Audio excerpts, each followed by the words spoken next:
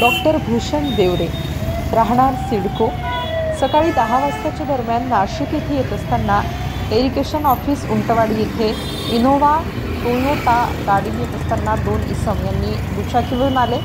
Doctor Deore यांना मारहाण केली.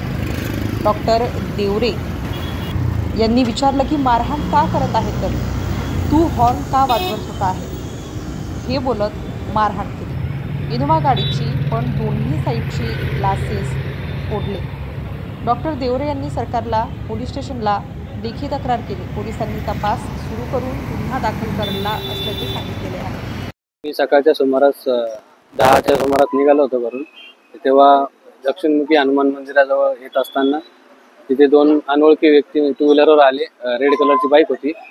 त्यांनी माझा साईड ग्लास फोडला. तर मी त्यांना विचारलं, म्हटलं साईड ग्लास का फोडला? तर ते म्हणे तू हॉर्न का वाजवतोय?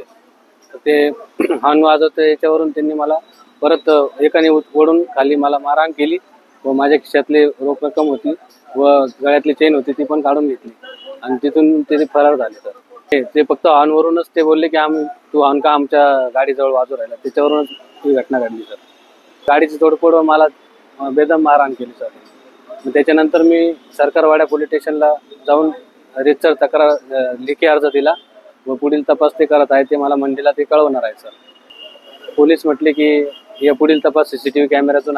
स्टार न्यूजसाठी मोहसिन पठाण, नाशिक.